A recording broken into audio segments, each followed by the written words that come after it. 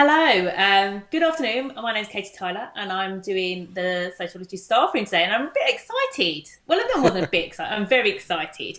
We've got Dr. Duncan Hall with us, and for Hello. once, hello, Duncan. For once, you're not behind the purple screen doing all this sort of sound for us. You're here, and I'm lucky enough to talk to you. Obviously, I get to talk to you more regularly than this, but to pick your brains about a couple of things. Now, Duncan, I sort of make you blush here. You are the sort of guru of tutor sociology, but obviously experienced teacher, examiner, but also the lead subject in sociology and politics. So the reason I've got you on today is really to pick your brains, something that I've been thinking about a lot in my own teaching practice. And more often than not, we're seeing policies crop up as a thread. It's a good synoptic thread in sociology. And some of us aren't politics teachers, and some of us have come in as non-specialists from completely other subjects like RA that might not have a massive background in politics. So I thought, do you know what, we've got a resource within our 2 to 2 family, not only a sociology teacher but a politics lead. I'm going to ask you a question. So if I want to know more about politics, I suppose my first question is, where do I start as a sociology teacher? Where can I get more information about politics? Where would I start? Because I haven't got that political literacy myself. And then I suppose the next question is, if we're in a school where students might not have that political literacy, how then do we direct and support them? Yeah. Okay. Well, thanks very much for asking me, Katie. And I totally agree. I mean, I think I'm got to bit full disclosure. My first degree was in politics and sociology, joint honours, equal weighting for both, and I've always seen the two together, and I've always thought of politics and sociology very much going hand in hand. And I realise for a lot of people, perhaps that isn't the natural partner with sociology. Maybe it's psychology, maybe it's, if we're sort of thinking of its kind of sister subject or whatever, it wouldn't necessarily immediately leap to politics. But I do feel that sociology is inherently political, and students will probably understand large sections of the course more if they understand the politics of sociology and the politics of some sociologists and sociological perspectives. So I think your question is really important, therefore, that if you don't have any sort of political background, how do you as a teacher know the politics of sociology and the politics of sociologists? I thought I might start with an example that I'm sure will be annoyingly familiar to lots of the listeners, which is, despite explaining what Marxism is over and over again to students, you end up reading an essay where they seem to think that Marxists love capitalism and really, and that Marxists exploit the working class, that Marxists are capitalists essentially, and we've all read those essays, haven't we? Seen them, and I definitely have, yeah, yeah, definitely. kind of despair, just like, wait, have you been listening for The 2 worst years? is when it happens to you. So the worst is it happens. Year 12, you sort of like go, okay, I definitely haven't made myself clear. But in Yeah, year 13, you're like, oh my goodness, where is? And then you realise that Marxism threads throughout the whole course. yeah, So I you're know, like, it's okay, everywhere, isn't yeah, it? yeah. But I think part of the reason why sometimes students get themselves into that position, there's two reasons. One is trying to understand the idea of perspectives, and that's not specifically a political issue, is it? That they don't quite understand, some students, or they can't struggle to get their heads around the idea that perhaps different perspectives are looking at the same thing and seeing it from different perspectives. So rather than so they think that Marx is saying what they think society should be like, rather than this is what they think it is like, and it shouldn't be like that. But it's also the politics of it. If they don't realise that Marxism is a left-wing socialist perspective and is critical of capitalism, then they see it all very abstract. It's just another thing. Functionalists think this, Marxists think this, feminists think that. They probably tend to understand feminism a bit more, perhaps because they encounter it more outside the classroom and people talking about what feminists think. They might not, actually. I say they understand it more. They might have a misunderstanding of what feminism is, but they appreciate that it's a sort of political position or a campaigning position. in a way perhaps they don't understand about Marxism. They just might occasionally hear journalists or people in the Daily Mail saying that various politicians are Marxists or whatever, or I don't know. So there's a kind of confusion there, I think. So I mean, how do you get around it, and where do you start? I think it's quite tricky. I mean, I think one thing is to encourage the students to take an interest in politics, and I think we do that in various ways. One is through linking with the news, and we all do that, I think, don't we? There's something in the news today about so on our Tutor blog, for instance, we'll post up news stories and articles that has caught one or other of our eyes that week. So yesterday I posted one on this will date very quickly because it won't be yesterday when you're listening to this, but it was yesterday when we're speaking, and it was Russell Howard, the comedian, interviewing Greta Thunberg. And it was interesting for global development and the environment and maybe green crime as well. But it's also inherently political, isn't it? And if we can tie those news stories to politics, that helps the students see it, and it helps us see it, because if we're looking out for it and what have you, then we do that. I think the main two areas that teachers need to perhaps take a little bit of time to have a think about are recent governments and their policies in relation to topics that we cover, because you can't just go and do a politics A level or whatever and it wouldn't necessarily help, because it's not a lot on education policy or whatever in the politics A level, but we teach probably like a timeline of policies, or this is what happened in 2010, this is what happened in 1988, and so if we feel confident that we know who was in government, what their broad philosophy was, I think that helps. So recent government's policies, particularly family and crime and education, depending on what topics you're covering, maybe work poverty and welfare state type policies if you're doing that topic, and political ideologies. So that helps with Marxism, but it also helps with functionalism and the New Right. If you think of functionalism as essentially a conservative perspective, the New Right as a modern take on that. I mean, if you end up teaching things like global development, then you really can't escape the politics of it. You need to know that dependency theorists are coming from a kind of neo-Marxist perspective, that neoliberalism works hand in hand with the New Right. It's that's the Tory or new Tory perspective, and I think you do need that insight, both to understand it well enough to teach it, but also to convey it to the students in a way that they fully understand, because of course some of this is very unfamiliar to them, because the alternative risk is if we're really immersed in this, and some of us are, of course, some of us like live and breathe the politics of it all, is that we lose the students because we start talking about the miners' strike or whatever, and they're all like, when was that? What are you talking about? Whatever, So I was going to make things up now. Like I've been. There's mainly the reason why I wanted to talk to you is I've been sort of doing this with my students at the moment, and I actually asked the students today. This is just you said minor strike. You don't have to go that far. And I was talking about educational policy, and I got them to put it on an educational time, like you've said, with against the political parties. And I said, "Oh, how old were you in 2010?" So I was like talking about sort of the white paper, and they went 4 years old. So, just to put it into context, when we talk about things that happen in education, it's really important to be mindful, I suppose, of that. Like you said about minors, right? I don't think that's even something that would even be on their radar. I mean, what are minors? They would probably even go, what we talk about? People that are under the age of 16? Were there minors in the UK? Yeah, absolutely.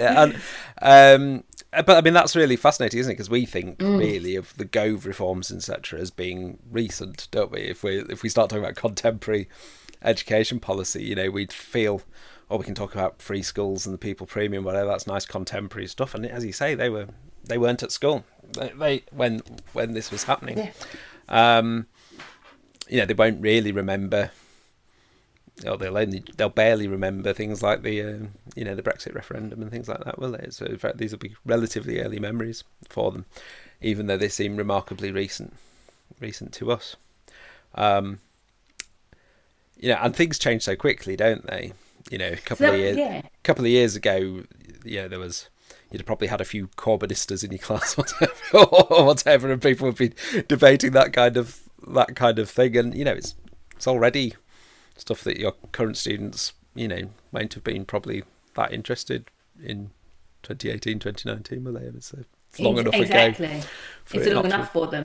And that's what sort of comes into something you said, really, something really important. It's forever changing. So obviously, you explain the importance of embedding the political system or the political parties, the political ideologies over time to really sort of cement our understanding of the sociological theories, and hopefully that would help us avoid that Marxism likes capitalism or whatever that might be along them lines. In addition to that, obviously we've said already that the policy is such a huge thread within so many elements of our topics, obviously education, family, global development, poverty and welfare. There's this, crime, obviously the policy is in response to reducing crime. And obviously we look at sort of American ideas and how they've influenced as well on a global sense.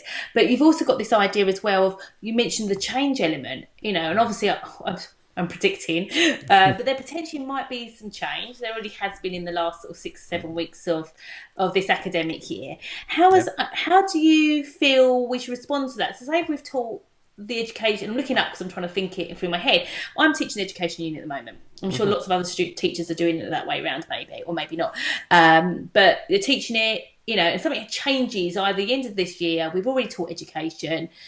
We've maybe into year 13, and something changes. Might be a sort of change in the government, maybe. You don't know. Like an education minister wants to make their mark, and something is changed. How do we respond to that then? Like, what's our sort of role in that? Yeah, well, I mean, I think there are two aspects to that. One is that occasionally things will change in such a way that something that students might write might be inaccurate.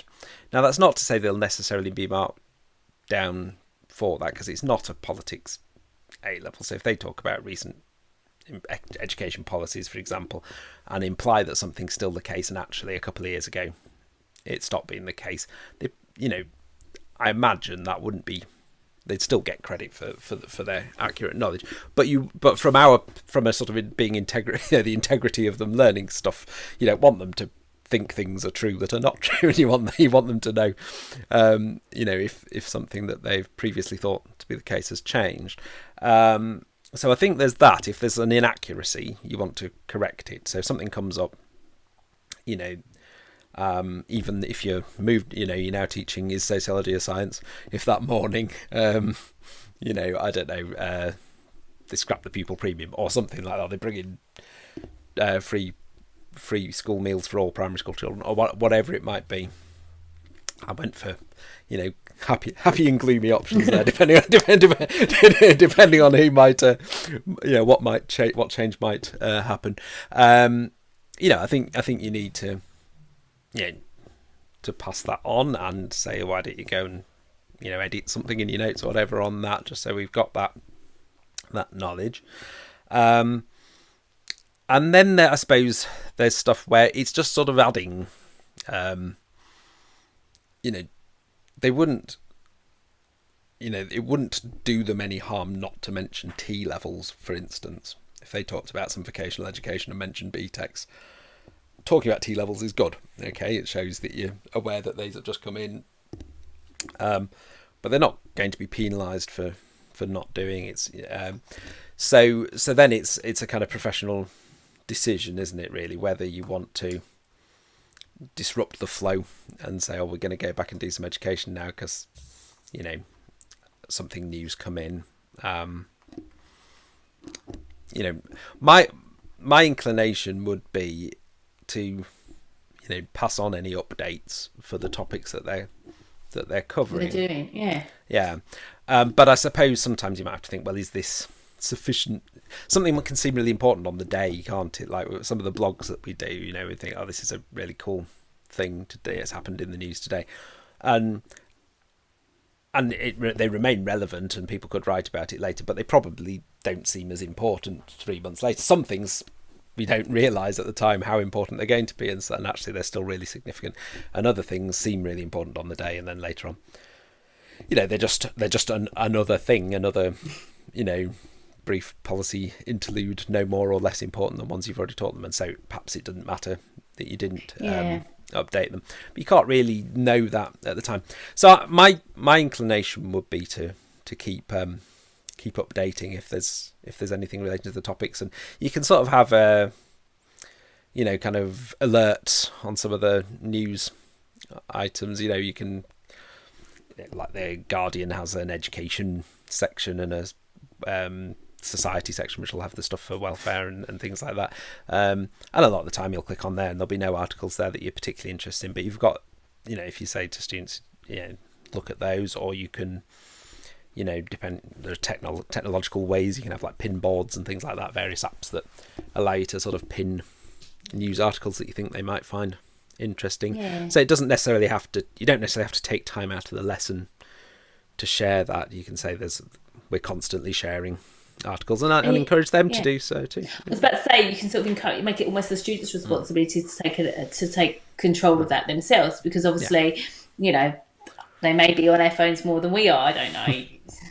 So they can sort of keep us informed as well with some of those changes. And I think it's like you said, it's that balancing act between, is it going to be significant? Is it having that impact on their learning? But in addition to that, it's not overwhelming them when they've got, a list of policies. Because obviously it's not a recall activity, it's contextualising it, isn't it? It's not saying like these are every single educational policy since, even 2010. It's sort of making sure they're having aware of what's going on in the time. With the students, confidence around politics and that sort of political literacy. I know we talked about this through exam, using like the news and sort of making sure you sort of bring it into lessons that way. How can you also make it, I think you're going to go, well, it is fun. I think I will say it's fun as well. I think some students will be like, I don't know why. When I think of political literacy, I've talked... I suppose let me put a bit of context into this. Actually, I was when I first started teaching, I was part of the narrative of we must teach political literacy, and we had. Do you remember citizenship lessons? Yeah. And they were compulsory, and they were like, for me, they were like the opposite of what I thought it could be and how it should be. And actually, it turned a lot of students off politics. So. How do we keep it fun and engaging without obviously keeping it serious? Is it just the newspaper articles, or is there more than that? Like, I'm just thinking of those sort of students that haven't really got that political literacy, might not be coming from home, or there is a political bias as well. Like, how do you think? That's almost two questions there. One thing is to keep it engaging, but also how do you teach it? Like, obviously, say you're teaching like feminism, I always feel like I have to use the word arguably in a lesson, or Marxists would suggest, but I'm conscious of, we're all going to be in different schools in different areas that are going to be populated by students that are going to have, for some are going to be politically indifferent, but some are going to have really strong views on either side. And obviously that's part of the sociology course to do that, but how then do you tackle that for political literacy? So I suppose, what do you do with those kids that find it really boring, and also what do you do with those kids that on the opposite end are literally like, or you could create really difficult conversations at home that could be quite challenging. There's loads in there, Katie. So I'll go try unpack it a bit. I think the biggest risk isn't that politics isn't interesting, because it really is. Oh, I think it is, yeah. But sometimes I think you'll find, because some students are really interested in it, and some students have sort of closed off to it. They've kind of, this is, it might be that parents aren't interested in it, and or whatever. Or they are interested in it, and the parents are interested, and that's boring, or whatever. Whatever it might be. They're kind of closed off to it. And it's that potential clash, I think, which sometimes can be problematic in a group, that you'll have, if you bring in a bit of politics, you'll have 2 or 3 students that really want to talk about that and really want to get stuck into that, and then you have, potentially the majority, it depends on your group, but another group within the class who are sort of turned off by this and stop listening, stop engaging. Come on, I can't wait till we move on to the next thing. I don't want to talk about this now. And you don't want to either discourage the ones who really have got really interested in it and want to talk about it, or lose the attention and interest of those who find it off-putting or a bit dull. So I think that is a challenge. And being totally upfront, I'm not sure it's a challenge I ever totally overcame. Yeah, I can remember those sorts of divisions, if you like, in the classroom. I think a couple of things you can do. One is maybe to give students almost like their own brief. We said about the news things before. So you look out for things on anything to do with vocational education? Can you look out for things to do with tackling material deprivation or whatever, and give them like a sort of area that they're focused on? That's a nice idea. Yeah, that's a nice idea. Almost like their cabinet briefs or whatever. you're the minister. This is a good idea. I'm going to get them to do this. I'm going to get them to do this. Yeah, different roles. You're the minister responsible for this. Yeah. And then we like that. And then that sort of makes them, probably to say that the expert might be putting it a little strongly, but they know some stuff about that which perhaps another student doesn't. Because I think the part of the problem is you'll get a politically aware student who will there'll be this sort of sense that they kind of know it all and they're annoying and because they and maybe there's that sort of inequality. Whereas if you say, well, actually, I know about this politics, I was reading about that, whatever, then it levels the playing field a little bit, I think. The bias one's interesting because my personal feeling is that you get people to reflect on that. It gets a bit very unlike me really, but it gets a bit postmodern. But that kind of reflexive type thing, rather than trying to stop them, because everyone has political views, don't they? We have political views that, and I think what you want the students to do is to be aware that they're coming from a perspective and to be able to criticise their perspective. They don't have to change their mind necessarily. There are some things where they probably do. Big, totally. If they've got like an ignorant opinion or a prejudiced, discriminatory opinion or whatever, then they do need that needs challenging. But if it's just they're coming from a perspective that's different from yours or whatever, then that's fine, isn't it? And I think and this is controversial and wouldn't necessarily be possible in every school, but my feeling is if you can be reasonably honest about your own position but critical of it, then you can encourage them to do the same to a certain extent. It's almost like a role modelling way. Yeah, you say, well, that my view, so let's say it's taking a feminist perspective or whatever, and say, well, actually, I agree with, I agree this is where thing, but obviously I'm coming at this from this perspective, and my experiences have led me towards holding this view, and someone else might, who's had a different experience might take a different view, and getting them to think about their own perspectives in that way, because actually that helps with the skills as well, doesn't it? It helps with evaluation. It helps because quite often they'll be writing something and either they think is just a right answer and say this is what they don't say this is what Marxists think and functionalists would disagree. They just say this is how it is, or they agree with one perspective in this debate so much that they don't really do more than pay lip service to the others, and they don't really acknowledge the evaluation or the criticism of the point that they are making. So if you can get them to think, well, actually, how would I criticise my own views on this? How do I criticise what I think about this? Why do I think it? Why have I got that view? Where's it come from? Then that does help them, I think, with the skill of evaluation more generally as well. So I think that could be useful. Definitely. Yeah, in terms of just the general politics, I mean, you don't want to take too much time out of doing sociology. So it is more a case of trying to encourage them to engage beyond the classroom and even beyond sociology homework. This isn't sociology homework, this is life homework. But little things like trying to You sound like my dad. You sound like you're not obviously as old. That's my dad thinks it's life. My dad went to the University of Life, though. Yeah. As you know. Yeah. But things like trying to find half an hour in the week to have a watch of Prime Minister's Questions or something like that. If it was a politics A level, we might have a an in-class discussion about it or even watch it and discuss it. You can't do that in sociology. It's taking too much time out. But you could encourage them to do it.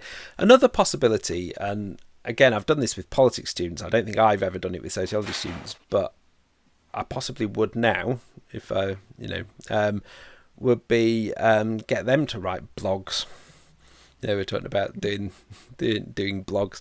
Get them to write blogs, and possibly even to comment on each other's blogs. Although that needs a little bit of a little bit of policing. You don't want it to turn into post Elon Musk Twitter, but to say, well, if something's taken your interest, and not necessarily sharing an article, because we're saying they could share articles and they could do that anyway, but actually, what they think about something that's happened. Response to it. Yeah, so, what do we think about Gavin Williamson today, or, should Suella Braverman resign, that kind of thing. And it doesn't have to just be politics, does it? They could write it about other topics. But the interesting thing you find is that an awful lot of what they would write about in terms of contemporary sociology and how it affects them today and us today is actually quite political. And then they're sort of doing it without even necessarily realising they're doing it. You don't say, "Oh, make sure you talk about government ministers" or whatever. It's just the interesting stuff. But as the debate kind of emerges, it is quite a political debate. Oh, definitely. I mean, I think it's so, like you said, I think it's everywhere. It's life, definitely. It is, I think. Yeah, I think some teachers are definitely scared of the politics side of sociology. I've spoken to teachers who that's the bit that worries them. Yeah, perhaps non-specialists. I know we've talked about non-specialists on there, or you have with other guests about non-specialism. But perhaps if you've come from sort of, for me, everything's political, but from a subject which is less political, or where the politics is less sort of imbued into the subject, it's that could be a worrying part of it. Can't it? I've never taught psychology, but I get the impression there's sort of less debate. Is this true?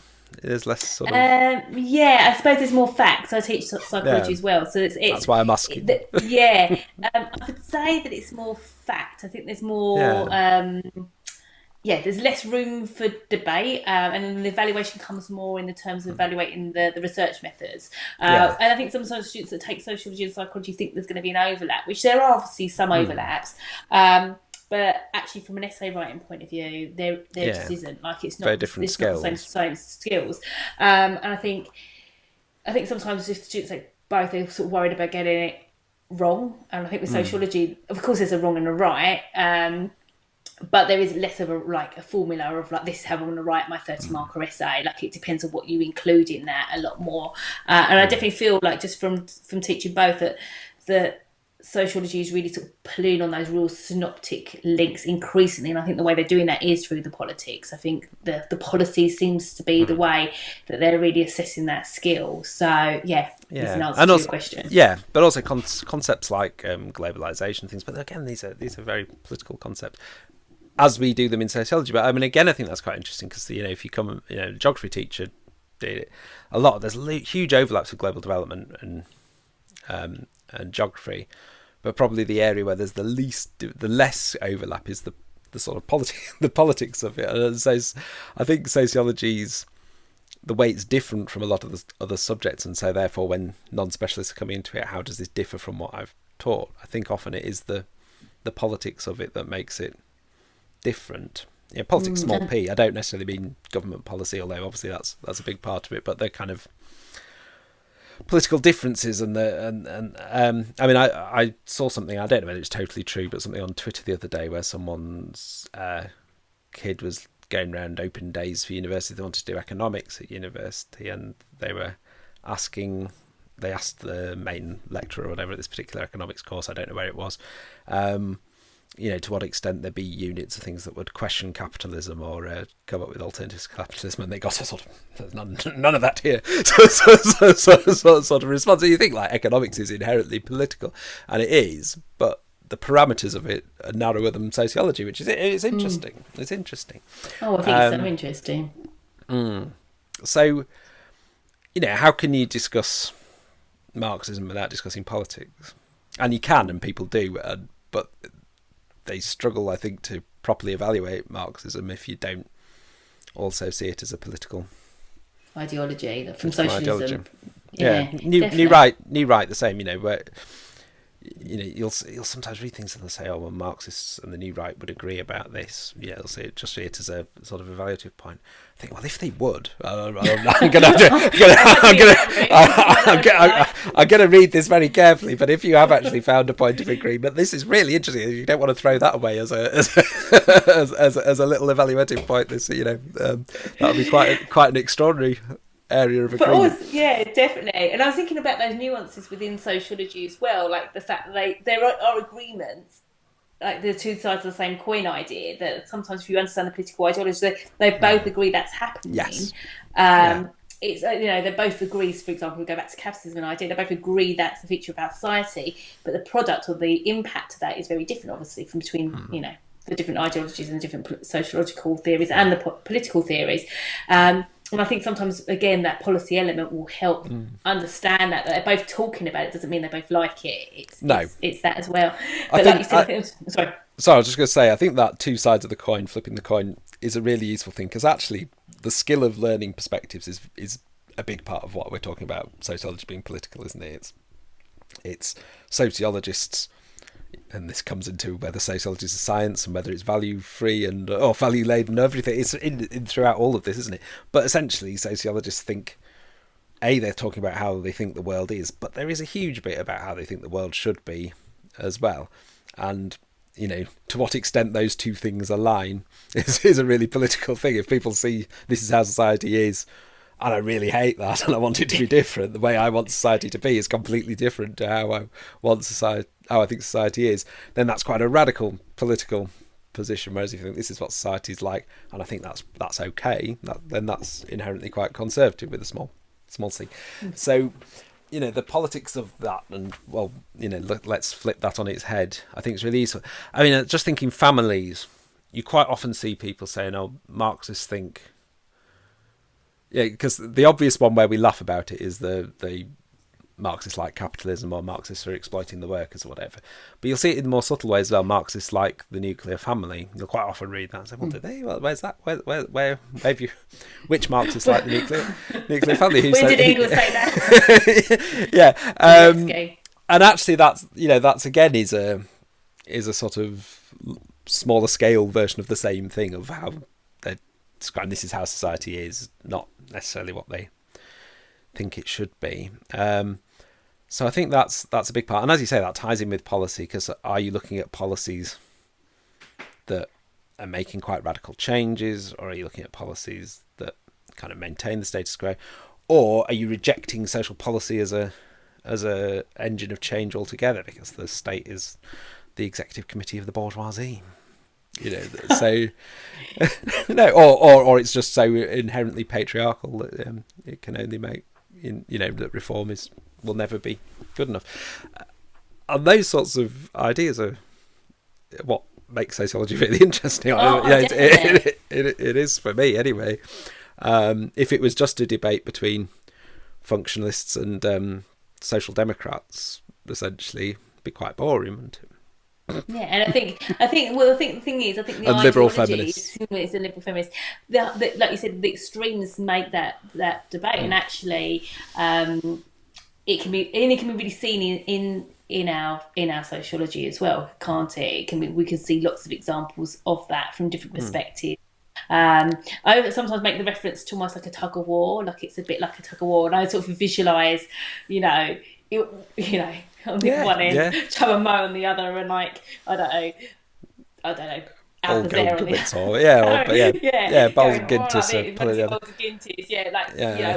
think about correspondence theory presented, or competition and marketisation. That's what we do in the tug of war. But and there's like Giddens in the middle, so steady on, guys, whatever. Steady on, guys.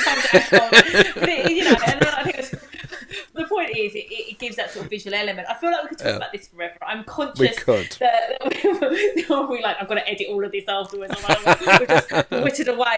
But I think what we're taking away from, what I've definitely taken away from, is that politics and sociology do go hand in hand, and that you can't understand theory sometimes without that political No. awareness. But at the same time, to be mindful that it isn't a politics lesson, and that we sort of touch upon it and maybe give students more autonomy to look at it outside the lesson time, rather than it always just being the responsibility of the teacher, which I think is a common theme in a lot of the podcasts we've looked at. And politics is fun. I think that's sort of like the thing. While you're here, you know, I'm going to let you get away with it. I understand there's some workshops going on. Can you just tell me a little bit more about, and just a bit of a segue away from, obviously, away from politics. But away from, I'm sure we could weave politics into it somehow. But I'm sure we could. But yeah, don't let me guess. I wanted to talk to you about it quickly. Well, we do 2 sets of workshops in the year. Obviously, you are very aware of the Grade Boosters because you'll be joining us on some of those in the spring. But we do 2 sets. We do Strong Foundations before Christmas, so that's coming up very soon, and the Grade Boosters in the spring. And I think people who have come to some of them are more likely to have been to the Grade Boosters and a bit more conscious of what that is. And that's, you know, it's very much sort of sharpening the tools before the exam, you know, exam technique, how to make your work better and get more marks, if you like, that sort of that end of the process. Whereas Strong Foundations is focused more on skills. We do look at skills in both sets, but it's you know, those sort of foundational skills and practicing those skills, not necessarily in an exam context, although we might look at some exam style questions. So, you know, really practicing application, practicing analysis, practicing evaluation. The last session, the whole afternoon, is practicing knowledge and understanding of education, just like a full-on revision blast, like a very long version of one of our one of our live streams. Essentially, I hope there's no word smashes in there. Always there. Got a couple of word smashes in towards the end, obviously. Yeah, and it's all in a cinema. If you've not been to one of these, it's in a cinema. The students get a workbook, which some of it's to use on the day, but it has lots of things really just to take away. So it's like an extra resource really from the day. In the spring, the Grade Booster, the course also comes with the online Grade Booster course. There's loads of content they get with it. But the day's a really good day, whether you come before Christmas or after Christmas. I say they're totally different events, so it'd be very nice to see people twice. I think sometimes you get, you know, perhaps students coming on their own to one and coming with as part of a school group to the other, but you know, anything's anything's very welcome. And it's an engaging day. It's good to hear from other students, see what they know and what they don't know.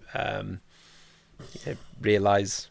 I think a lot of the time and particularly from a teacher's point of view, actually, it's a reassuring thing, isn't it? You hear, you know, the speakers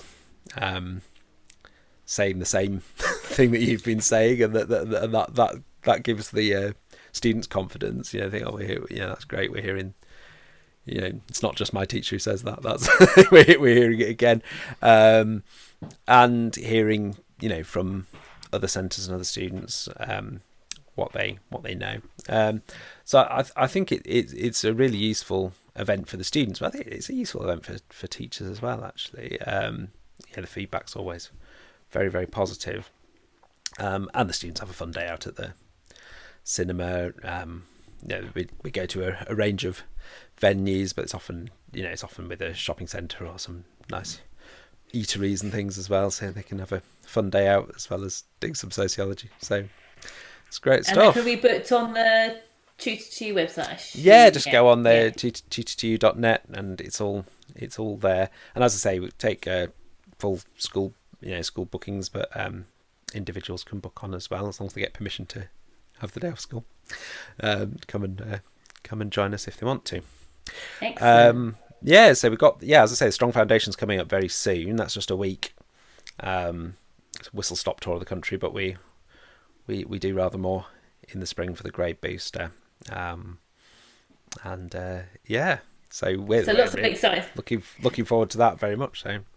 Brilliant. And we've got lots of exciting stuff, and obviously we've got lots of free stuff as well on the Tutor2U website, I know, because obviously we've been working away at that. We've got the free revision blasts as well that students can go on, and obviously lots of free blogs and activities and student videos, so lots of stuff even there some as well. free courses, both CPD and student courses. So see, we did the which does relate to what we've been talking today. I've managed to get back to it somehow. We of course got the free sensitive and controversial topics CPD, which looks at how you tackle discussing things like racism and sexism and trans issues and all that kind of thing with your class, which is inherently political. So that's very much relevant to what we're talking about. What we started about. That's their free, but also there's an introduction to sociology free course for students as well. So there's loads there. As well as some lots stuff to keep people busy with. Oh, amazing. Well, thank you for your time, Duncan. I'm going to probably get you back in the future as well, just to talk about some things I want to pick your brains out. One being music and sociology, because I know you're hugely passionate about that. But again, thank you for talking about politics. I feel like you almost need a little introduction into politics as well, like a little sort of talk about that potentially, but lots to think about. That's a good point. We could do a little politics for sociologists course, couldn't we? Oh, there we go. Thinking. Thank you very so much. All right. And enjoy the rest of your afternoon. You take care, Duncan. Yeah, cheers, Katie. Bye-bye. Take care, bye. Bye.